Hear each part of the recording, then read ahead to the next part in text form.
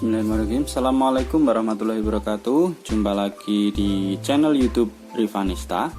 Masih di sudut edukasi belajar mudah dan menyenangkan.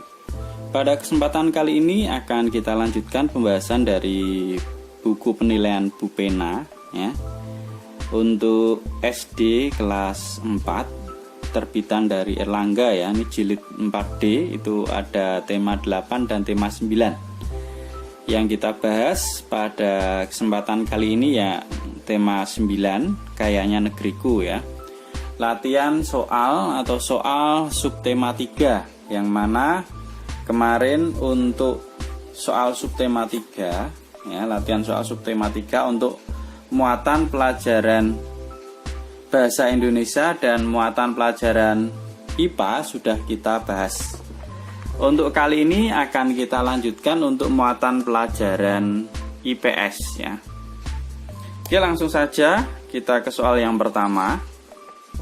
Untuk muatan IPS, bentuk kegiatan membatasi penggunaan sumber daya alam dalam kehidupan sehari-hari adalah, ya kita lihat di sini ya, membatasi penggunaannya ya, membatasi penggunaan sumber daya alam dalam kehidupan sehari-hari. A. Mengumpulkan kotoran hewan ternak untuk membuat biogas. Ini bukan membatasi ya, karena kita mengumpulkan. Yang B. Menggunakan air secukupnya saat mencuci pakaian. Lah ini ya, berarti membatasi karena menggunakan secukupnya atau sebutuhnya. Yang C. Mengganti atap rumah dengan panel surya. D. Membuat kincir angin dari kayu bekas. Nah, karena kita menggunakan yang menghemat, yang membatasi, berarti jawabannya yang B untuk nomor 1. Lanjut ke soal nomor 2. Perhatikan gambar berikut. Ini ada gambar hutan yang sedikit gundul ya, karena banyak penebangan secara liar ya ini. Berikut yang bukan akibat dari kondisi lingkungan seperti pada gambar tersebut adalah, kita lihat di sini pilihannya. Untuk yang A, sering terjadi tanah longsor. B, hilangnya habitat hewan-hewan di hutan.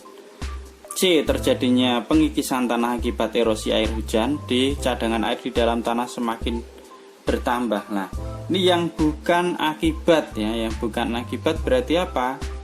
Kalau hutannya gundul, maka biasanya hewannya di sana juga pada pergi atau hilang ya. Kemudian bisa mengakibatkan erosi juga atau pengikisan tanah karena tidak ada yang mengikat ya tanah tersebut, tidak ada tanaman atau tumbuhannya. Kemudian cadangan air di dalam tanah semakin bertambah, jelas bukan ya. Jadi yang bukan adalah yang D, karena cadangan air di dalam tanah akan berkurang karena tidak ada tempat untuk menyimpan air tadi.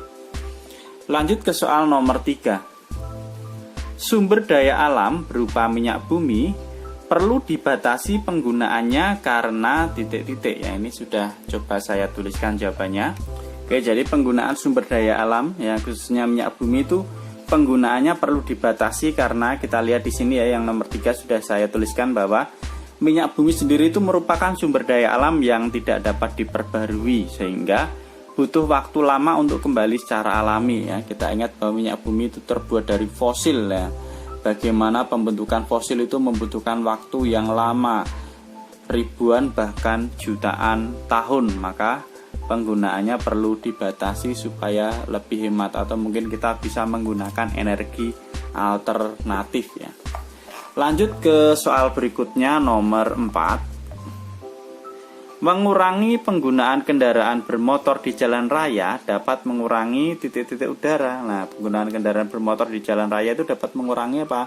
Polusi ya, atau pencemaran udara. Di sini juga sudah saya tuliskan ya. Dengan mengurangi penggunaan kendaraan bermotor jalan raya maka dapat mengurangi polusi atau pencemaran udara. Lanjut ke soal nomor 5. Apa keuntungan yang diperoleh manusia jika menghemat penggunaan sumber daya alam dalam kehidupan sehari-hari ya? Keuntungan apa yang diperoleh ya jika menggunakan sumber daya alamnya secara hemat? Di sini sudah saya coba tuliskan ada 3 jawaban. Mungkin bisa juga menggunakan jawaban yang lain ya, karena tidak harus jawabannya sama persis ya. Yang penting ada hubungannya dengan keuntungan jika menghemat penggunaan sumber daya alam. Ini yang pertama, menjadi langkah sederhana untuk menghindarkan kelangkaan ya. Jadi kalau kita menghemat otomatis akan menghindarkan dari kelangkaan. Misalnya minyak bumi tadi ya, kita menggunakan, misalnya kalau kita jalan dekat, bepergian dengan jarak dekat bisa jalan kaki, itu juga bisa menghemat ya, menggunakan bahan bakar. Nah, jadi untuk menghindarkan kelangkaan, kalau misalnya habis kan akibatnya langka. Kemudian yang B, eksploitasi alam tidak berlangsung besar-besaran sehingga kelestarian alam terjaga. Jelas ya, kalau misalnya kita menggunakan hemat atau menggunakan secara hemat, otomatis tidak akan terjadi eksploitasi atau pengambilan secara besar-besaran karena kita menggunakannya secara bijak ya tadi ya. Kalau beda, misalnya kita menggunakan dengan langsung secara banyak, maka tentunya dibutuhkan sumber daya alam yang banyak pula. Kemudian yang ketiga, kelestarian alam yang terjaga menjadikan lingkungan seimbang serta nyaman. Jelas kalau pengambilannya sesuai dengan yang dibutuhkan secara hemat ya, maka tentunya kelestarian alam juga akan terjaga. Misalnya kayak hutan ya, pengambilan hutan dengan menggunakan tebang pilih ya, secara otomatis tanaman tidak akan habis di hutan ya. Bahkan hutan juga akan tetap terjaga. Dengan hutan terjaga, maka kita hidup bisa menjadi lebih nyaman karena pasokan oksigen juga menjadi terjaga ya. Oke, kita lanjut untuk muatan selanjutnya ya, yang IPS tadi sudah selesai, kita ke muatan PKN ya, KD 3.2. Nomor 1, contoh hak yang diperoleh masyarakat dalam pemanfaatan sumber daya air adalah hak, berarti segala sesuatu yang kita dapatkan atau kita terima. A, mematikan air keran setelah selesai mencuci piring, ini kewajiban ya, bukan hak, berarti wajib dimatikan supaya tidak boros. Yang B, menanam pohon di ladang yang kering dan gundul, ini juga kewajiban kita ya, supaya tidak terjadi erosi, tidak terjadi banjir ya tadi kalau di lahan kering. Kemudian yang C, menggunakan air sungai untuk mengairi sawah. Lah ini adalah hak kita ya, kalau tinggal di daerah sekitar sungai mungkin dan memiliki sawah, bisa kita menggunakan air sungai untuk mengairi sawah, ini hak. D, tidak membuang sampah ke sungai, ini juga wajib ya, kalau kita di dekat sungai tidak boleh membuang sampah ke sungai, ini kewajiban, berarti yang haknya adalah yang C, nomor 1. Nomor 2, perhatikan kegiatan berikut: membersihkan tepi danau dari sampah, menanam bibit pohon di area bekas penambangan, kerja bakti membersihkan selokan dari sampah, menggunakan pukat saat menangkap ikan. Nah, di sini contoh kegiatan yang termasuk sikap persatuan dan kesatuan dalam kewajiban melestarikan sumber daya alam. Lah, kegiatan yang termasuk dalam melestarikan sumber daya alam tadi nomor 1 sampai 3 ya, karena yang nomor 4 tadi adalah menangkap ikan menggunakan pukat harimau, itu dilarang. Karena apa? Karena ikan-ikan yang kecil juga ikut tertangkap, sehingga kelestarian ikan tidak akan terjaga, atau justru ikan akan menjadi cepat habis. Jawabannya yang A.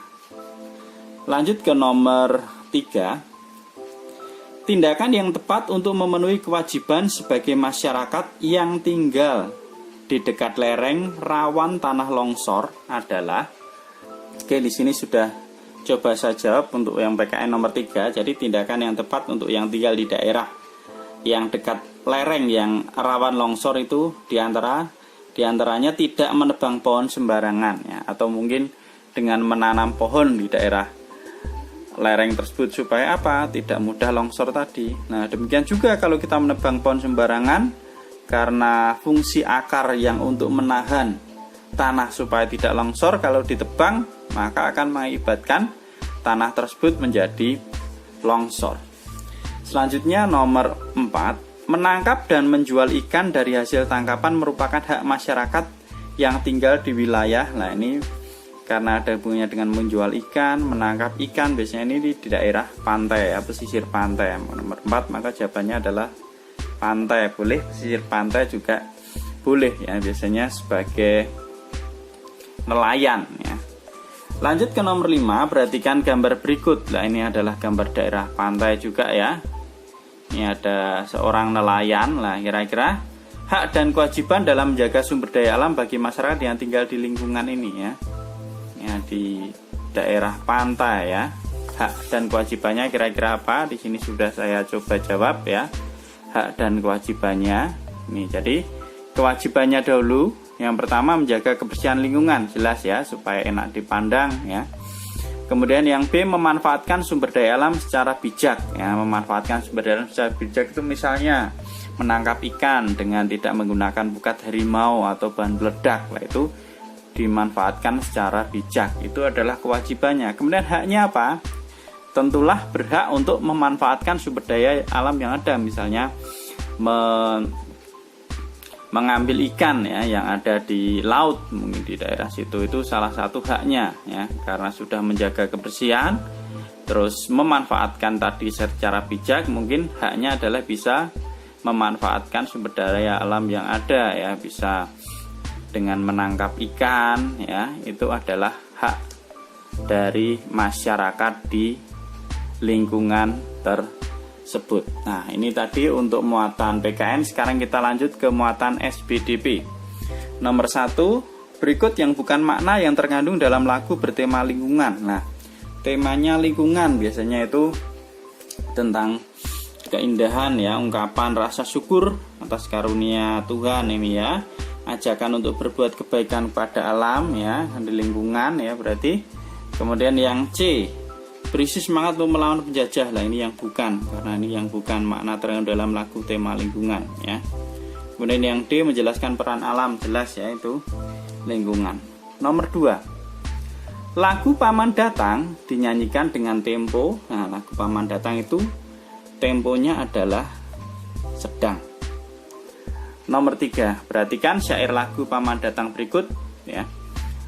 Kemarin Paman datang, pamanku dari desa. Nah, itu lagunya. Lanjutannya kira-kira seperti apa? Nah, di sini sudah saya tuliskan ya lanjutan syairnya.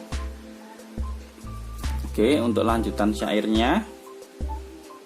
Oke, jadi kelanjutan untuk lagu Paman Datang tadi adalah dibawakannya rambutan, pisang dan sayur mayur segala rupa.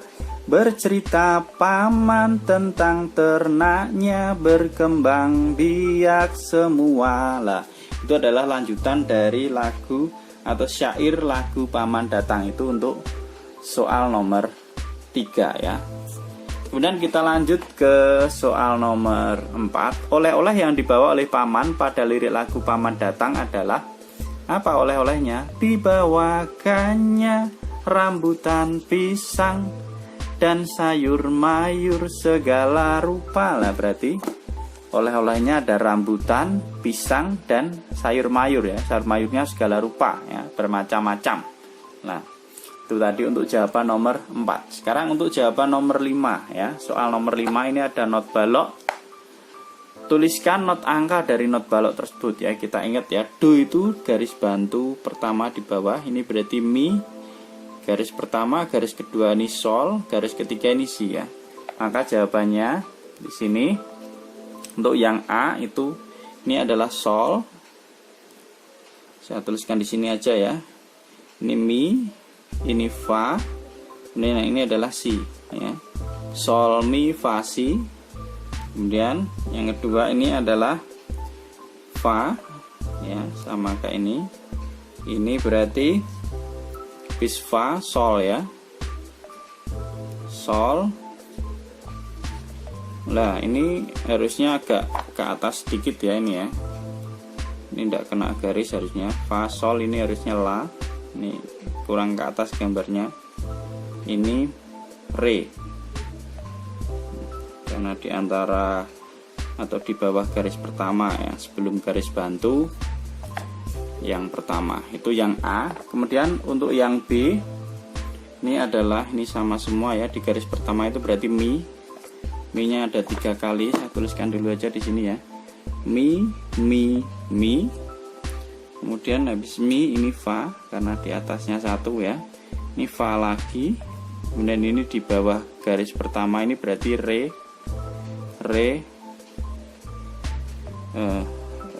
fa ya, sorry ya, bukan mi ya, re, fa. Ya di sini ya. Jadi untuk yang bagian B ini ada mi, fa, re, fa ya. Oke.